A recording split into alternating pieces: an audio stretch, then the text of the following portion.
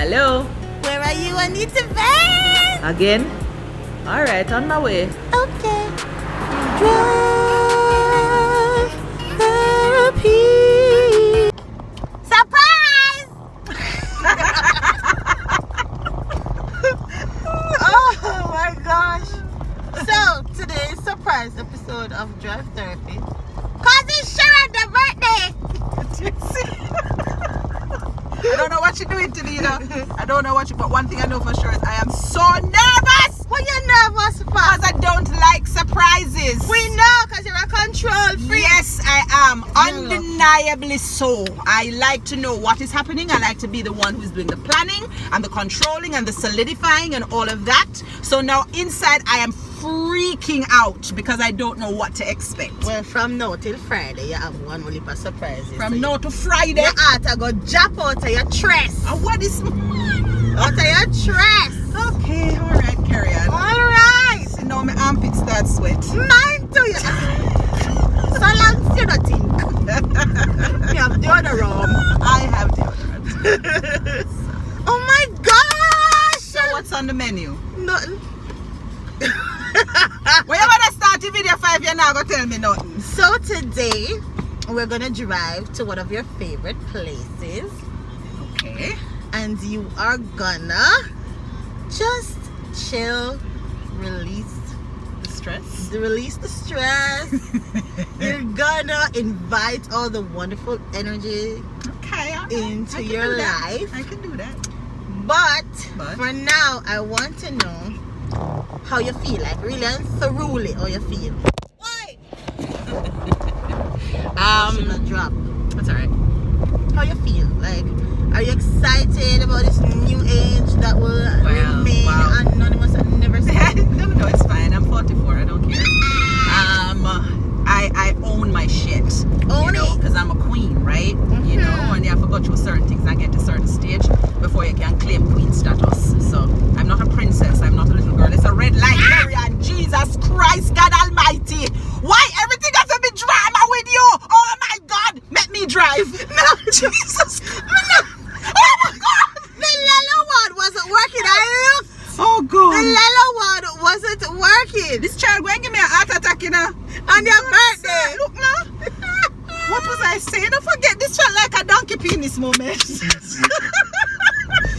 always something. Get used to it. Oh God! Cha, you're lordy. Yes. So, yeah, man.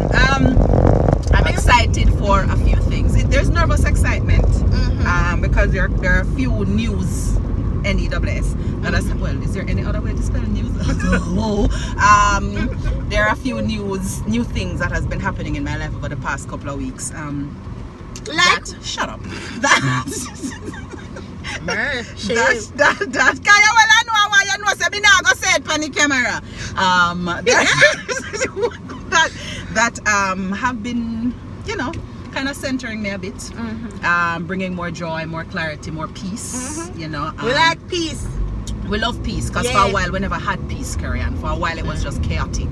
You know, when a lot, then I'm a personal space. There's a lot of chaos happening. So I was open to peace. I was open to love, open to joy, open to happiness, and I observe it flowing into my space, into my life, and I'm very excited about that. I'm excited. But how did that affect your ability to create? Was it that your creativity paused, or with creativity when you did? I create either way. I just create different things.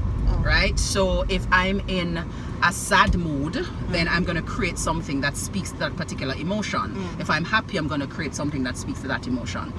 So I never not create, you know, and even when I'm in a space where it feels overwhelming, I have to use my creation or my creativity as therapy. Yeah. So that helps me through whatever is going on, you know, sort of thing. As a green light, Kerrie, and you can drive. No. You know you go walk. You go walk today. Me can't walk and me go sweat. And the frack shot. And the leg them up together. You want a piece of frack, you father Christ. If police stop where your first come out and me not take the ticket. It's like something bothered me. You film allergy. What No, you're not going to get away from it. It's the ray of the sun that is shining through the light. Through the glass. Yeah. That's alright. Okay, you just come back. Why did you leave in the first place? Why did I leave Jamaica to go to LA in the first place? Yeah. All right, What was happening? Because you mentioned chaos and chaotic. Well, there are a few things. I mean, one of the first things was always wanted to do a master's degree, but I knew I wanted to do it in film, and Jamaica didn't offer that. So I did a lot of searching, and I needed to identify one that would only last for a year, because I was a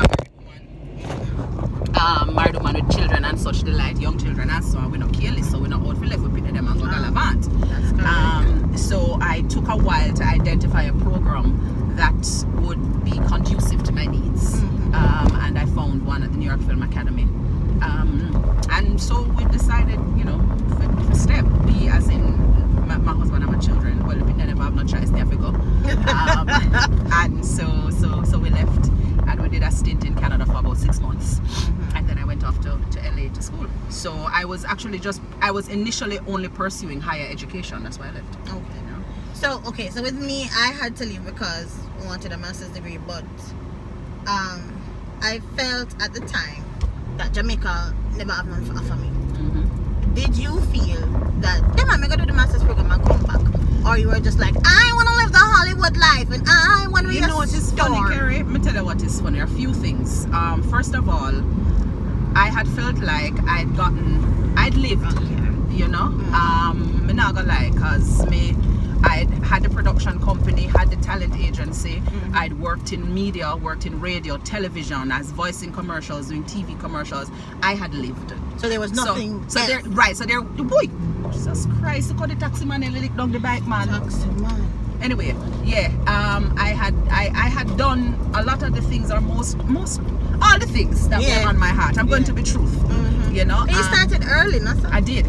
I started with Lime Tree Lane when I was about 16 or 17. That was my first. You were up on Lime Tree Lane? I was on Lime Tree Lane. Yes. How me were never did know. I don't know. I played Johnny's girlfriend who got pregnant. It was a teen pregnancy episode. Okay. Yeah. So I'd done it. I know I'd had the family and I wanted to take the next step. So for me, it wasn't like Jamaica have nothing to offer me, because there was always a spirit in me that wanted to give back. So hence when we started Q Fairy Talent. So it was a situation where, okay, I've done this. Now I believe I need to get additional stuff that I can't get here. So when I left, I did have intentions of coming back home, right? But remember, I left with a partner. Yeah. My partner had other intentions, right? Because he was fine. Well, me never tell you, but no, me I tell you what goddamn work I had to get out of me, right? I was contented going and getting and returning, He had other things in his mind, Anyway, so yeah, that answers your question. Anything else you want to ask? I want to know all the feels. So when you reach LA now, right? Because you're now in LA as a black girl, as a Jamaican. It was. I don't think it was as hard as like moving to China. Well, let me not say that. It's hard overall, like moving, taking up your crap and packing up, and it was worse for you because you had a family, right? You understand? So leaving everything that I knew, I left here when I was maybe about 36 or 37. I was a grown up, right? And so it was harder for me because I was going into not just a different country, but an institution where in my class I was the eldest one. Me too. Not true? Yes, at 26, everyone else doing masters was 21, 20. Can't bond me for them. Me said hurt me. So when they go to party, I'm like, why is everybody going to party? It's bedtime. That was a part of what happened to me when I was in LA, because I had no interest in the party scene. I went to go to school, and so for me what mattered was that I just work, me go to school and me establish my connections, because I had a clear vision. Me come here to get something, me not necessarily come here to stay forever, sort of thing. So all kind of feels. It was the first time I was going to live by myself, because I was taken from my parents' house to married house, and so that was a journey for me.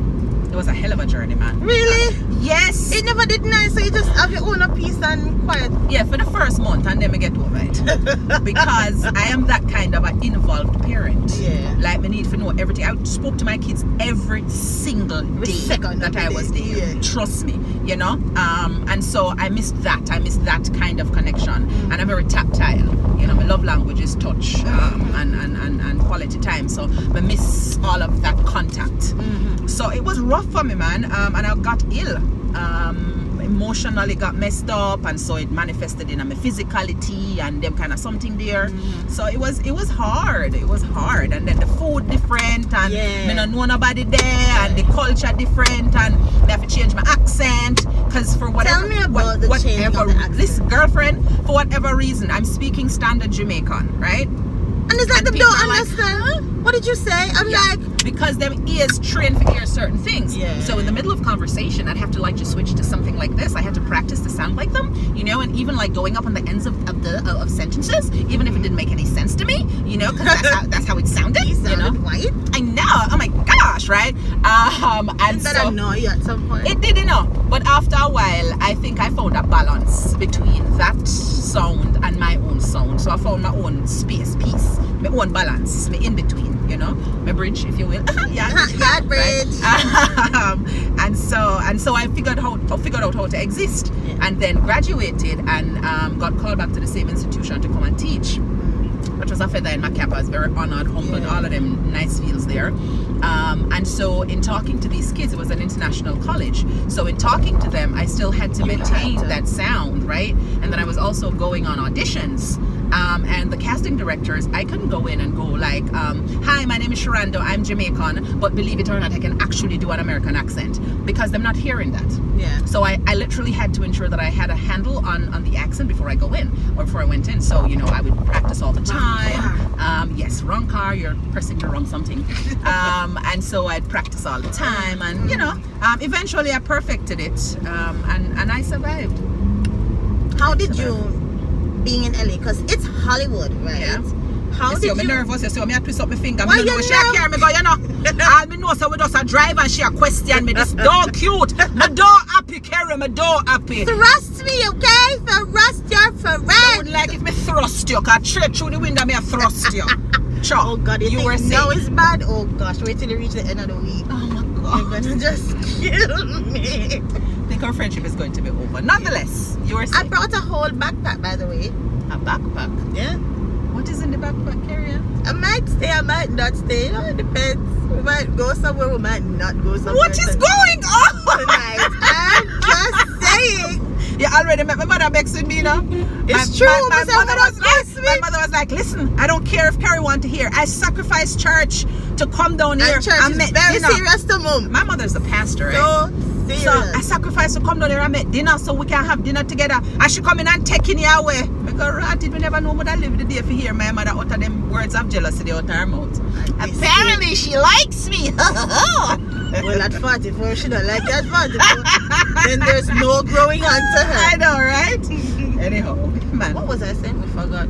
How did you not get lost? Like, you know, being in Hollywood, because everything happens there. Everything is accessible. Like, if I feel like, Sherando, with your talent, I feel like if you did really and truly want to get in the scene, like, you could have. I could have, but I don't think that was the purpose for my calling.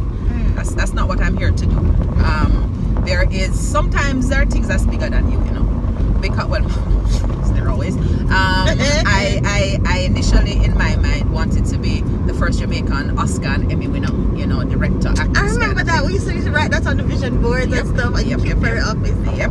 And even when I did the Jamaica Festival Queen in years ago, I think it was 2000, when they did an article on me, the title, it said, Sherando hopes to reach Hollywood. No matter cost it taxi man. I am not. Me a watch you, you know. Me a watch you. How you know me they got trees? Me a hides you. Me a hides you. Kerrie, me see you hoop your mouth open. You say want be something now you change your mind. Today is Sunday. We will stick to see things, not be things, okay? So we will say caca-clad. Is that a Sarah K? I don't care. Oh well. I think. Whatever. Anyway, now we're rambling. What was I saying? I forget. Yes, so the heading of the festival queen. Right, so it's even then it says, Sherando hopes to reach as dreams of Hollywood or something like that. So I knew where I wanted to go. I knew I'd get there eventually. I didn't know how. Yeah. But when I was there, right, there was just, first of all, I went there when I was older. So certain things were just lost on me. Like the partying and the foodie and all of those. They was lost on me. If I went to LA when I was 25, then maybe the outcome would have been different, because that's before I had children, before I had a family, before I had a business. But now at 36, 37, I don't know what it was, I was a lot more settled, composed, and I knew who I was and what I wanted. So it was what it was. And then now, pause 1 second. Did you feel bad though that you were older? Like, did you regret it at some point to be like, damn it, I should have done this at 22. Maybe I could have had, the thought crossed my mind a couple of times, but I was always comforted by the fact that I believe that everything is as it should be. You understand? And the fact that we can't understand why things happen the way they do is just joy for me. I don't think I know that as human beings we only use a small portion of our brains. So there's no way for us to understand the vastness of existence, so when something happens, I embrace it for what it is. The truth is, it's like going through the water. If the water is flowing this way and you go this way, the swimmer go harder. So if you can find a way to kind of glide with it as it goes along, then that's certainly it makes your life so much easier. So though yes, the thought did cross my mind a couple of times, but it wasn't there for any amount of time to to be a big deal. And so in the middle of all of that, it just came to me that my purpose was bigger than just me going to Hollywood and being an actress and a director and whatever. It was more about, because that opportunity for Caribbean people, and we can even small it down more to Jamaicans, that is something that is not common. So I felt like I was blessed to be in that space and that position. And so what kept on resting on me is, how can I use what I have, what I've learned, to create opportunities for other people? So it was less about Sherando and more about how do we make this something where other people can benefit from. I know it sounds a little altruistic, but what the hell, it is what it is, And so, so coming home wasn't that hard. You and I have two different things with coming home, but we do. But remember that our journeys are also different. But I am you. Yes. But I am older than you. What? You want chicken? No.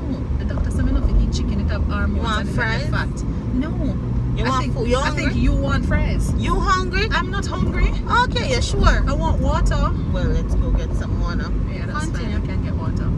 Yeah, but also remember, Kerrie, that I have a few years on you, So there are things that I've already experienced that you're yet to experience, and so your perspective on life is going to be different. There are more things to experience. Believe me, girl. No, when the son wants an adult, when the parents are telling her to go and act like picnic. I was not ready. Like I was not prepared for whatever the hell this is called adulthood. Welcome to Grown-Upville. Me not like it. Where the lights are always on, unless you don't pay the bill. Where we are go? Me no know you not say you go for water. Can go in at the gas station, go buy. Go for what? Yes, sir. Anyway, as long as I know somewhere where you chuck a go liquid. It's not gonna work. Anyway, we go on 18 minutes. We can stop. No. You sure? I think so, because you're coming out of the car. What am I going to do? Talk to the thing by myself? No, I'll be right here. We just talk to it a little bit. Okay, so what else do you want to know? Because you have to give me two things that you're taking with you into 44. Like, at least two. Two things that you've learned. Wow. One thing is, remember to breathe. And that is literal and figurative, because I spent a lot of my life being tense for a whole bunch of reasons, which we'll get into in another drive therapy. And so there's always this tension in my tummy, and I literally sometimes have to remind myself to breathe, because life comes with so much stuff, so many things comes at you, and it's very easy for you to get lost in the everything and forget who you are and forget how to just exist and how to just be. So breathing figuratively is really about just living in your moments. Because Kerrie, talk God truth, I don't know where I go, but we don't have no guarantee of getting there. Literally, all we have is right now in this moment that you and I are sitting in the car and talking. And this is a beautiful moment. But what happens to a lot of us is we're so focused on what is to come that we miss where we are. Exactly. We're missing the journey because we're focused on the destination. And I don't know about you, but every time I've had a destination and I've gotten to that destination, then I go, wait. Is this it? Yes. So you keep moving the bar and moves. So you recognize that it's not about to the place you're getting to, but is the journey to get there. So those are two things that I take. Well, one is really the breathing, but the breathing on the figurative and the literal.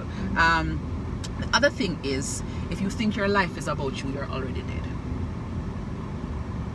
Okay. I get it. We are here to serve each other. And sometimes the service that we are to provide may go against what we think we should do, but again, float with the tide, right? So the more we recognize that in giving we are joyful, then it is easier for us. So when we are fighting and I say, yeah, but I don't want to do that work there, I don't want to go this, or I don't want to do that, then you're going against the natural order, the natural flow of things. So I say, you know, just live a life of service. And when you're living a life of service, I mean, not necessarily mean say you're gonna find a service work where you serve at KFC. That's not what I mean. Although nothing is wrong with that. What I'm saying is be in a space where you can provide something to somebody else. So it might be a product, but it can also just be advice. It can be anything. So what happens though? Because alright, so that whole service thing is on me, right? But what happens when nobody feeds you? Right. When you pour, you give. I tell you a secret. Then, what the Lord said to me one time, it is the Lord who restores. But I'm like, yes, Jesus, it's you restore. But would I like somebody hug me up? Licky girl, first of all, it's a hug you because I love you. I love you too. Okay, what the fuck? Okay. And then what? And then, when I made the decision to come home, I was talking to Denise Hunt. And I said to her, based on what is set up for me to come home to do, I don't feel qualified to do it. Because me never ever feel like me qualified if I do nothing except sit down in one corner. I mean, yeah, that's right? There you go, right? Because unbeknownst to a lot of people, I am supremely shy, right? Alright, we're going to cut out this part. We're going to cut out this part of the video. I'm very outgoing, can't you tell? Oh my gosh. That's a good thing. I'm here edit. No. Sorry, I was just joking. Right, as we were saying, right? I don't remember. You're always throwing me off talking about penises and cars. Jesus. Today I never mentioned any penis. Oh, I have a story to tell you about a penis. I never mentioned any penis.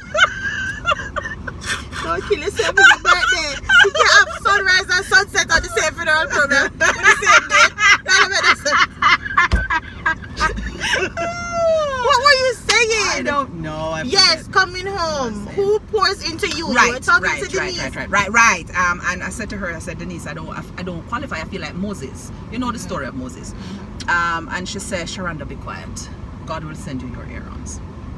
And that has just rested with me to the point where I can literally identify on every step of the journey where an Aaron has showed up. You know, if you don't know the story about Moses and Aaron, read the Bible. Right. Bless the Lord. Bless the Lord. Hallelujah. All right. Today's Sunday. We're in a white too. Yeah. So we're you pure. feel holy. Notice. But then we have the white shirt. I mean, our piece of shirt. The holiness stuff. Yes. And you talk about me if police stop with. Anyway. So I can identify where somebody show up each time along the journey, and I think this happened because I was going with the tide. When I was going against the tide, it was so much harder for me to survive. And the pouring into you, sometimes it comes when you least expect it. The idea is to not stop the journey because you feel like you have nothing left. You feel like you're suck out bag juice. Yeah man. No man. And lock up in a one corner somewhere, just curl up in a one corner. And you just want to stop. And just bawl. Yes. And just bawl and just bawl, you know. And then when you're done, you wipe off your face. And you're going to stand up in front of one class of kids and you teach because that's what you have to do. You know, I mean, people say, oh my God, you're so strong. No, I'm stubborn as hell. Yeah, we know. You know what I'm saying? It's like I don't have a choice. You really don't have a choice. But the pouring into you comes, you know. It comes. It may come in a spiritual way, a physical way, an emotional way, psychological. It comes in many ways. The thing is, there are times when we think we need a spiritual pour into. But what we really need is a physical pour into. And that's what we get. So we always get the things we need and not the things we want when we're on the correct journey. When you're on the wrong journey, you don't know what going on in a life. You get me? And I think the hardest thing for most people is to figure out purpose. And I was going to say to you, your destiny was clear. You into media, into theater at 18, blah blah blah. You started, but there are some people who literally confused, like, what the hell do I do now? Me have a Lancome degree. What we do with a Lancome degree? By the way, a lot of us have Lancome degrees, and we are. People don't know when you're Lancome, it's start straight. Language, communication, and society. There you go. Right? And I'm just like, so what am I do with this? So what I asked myself very early in life was, what is it that I would do every single day that would make me happy? And I knew what that was. It's performing, right? And I think because I was clear, I literally asked myself the question as a kid, because my father said to me when I was probably about 8 or 9 or something, he said, if you can figure out a way for people to pay you for the something where you enjoy, you're alright. And so I figured out, okay, this is what I want to do. And little by little, piece by piece, things just kind of fell into place. So if there is any piece of advice as it relates to finding purpose, it's figuring out that thing that make you happy, where you could do it every day even if you not get paid and you're still happy, you know, that whatever that thing is. But we're brought up in a society where, especially for those of us as creatives, we're brought up in a society that dictates that certain creative jobs aren't jobs. You need to be a singer or a DJ. You know, if you're an artist, then, you know, so as an actor, as an actress, or a director, or producer, you somebody know, who does that lights sort of thing. and sound, right. People don't value. They don't value because they don't see understand. Oh, that's true. Because the society, again, don't encourage that sort of thing. Now, me did always dark and ignorant. So it never mattered to me what society say. You know, and then I have an anchor. I have faith. I genuinely have faith. And I believe that when I say I go do, I go happen. I think people underestimate the power of that thing, you know. Yeah, man. You see, when you really, when you not kind of believe or think you believe, but you really believe. When you know, so you know. Girlfriend, let me tell you something, man. You see pathways just are open and you don't understand how the ways them are open. Me still can't tell you how me reach Hollywood. You understand what I said to you? I was there. I don't remember either. There you go. So, yeah, and I'll talk off your ears all day if you don't stop me. I think we're at 26 minutes. Okay, last thing. Do you want to say? Camera. Yeah, girl, today nice and clean. I'm never held my scalp before my left also, no. It's okay. I'm not saying no. Anyway, my aunt, go and start Kerrie. So, one last thing. What do you want for this year? Like, what's this your year? biggest? What do you want to achieve? What do you want to do? There are different areas in my life, I suppose. I really would like to spend some more time with my children, but since I've been back, I've been focused on building Yardbridge, and it takes a lot because I'm doing something that has never been done before, and there are a lot of things that I need that do exist here, you know, so I have to figure out how to make it happen. So I would love for business-wise, if me could I get funding for one feature film, business-wise, that's it, you know, and that the business will sustain itself and provide opportunities for at least 10 additional staff members where them can sustain themselves. And a writer should focus on being a writer, a director, actor, that sort of thing, you know, so people can live and exist from their craft. Personally, something to make my heart sing, you know, to make my heart skip a beat. Sorry. Shut up. What else? I don't make your heart skip boom titty boom. No, you make my heart skip boom boom. You know, so we're talking about boom titty boom, right? What else? That's pretty much it. I mean, I have amazing friends. I'm so blessed with good people around me. I'm grateful for that. I have wonderful children. I have unending opportunities for growth and for sharing, you know, and for giving love and receiving love. So it's really just that. I really am very happy. I'm in happy a very good space. I'm so happy you're happy. Thank you. Surprisingly, it's very odd.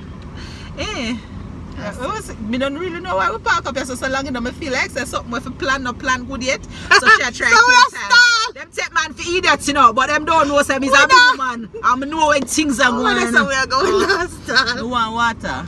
All right. Dry, me chat too much now. Bye. I'll see you. Thank you all for watching Drive Therapy. Like, subscribe, whatever them say at the end of videos. Yeah, but And see you again next time. see you next time.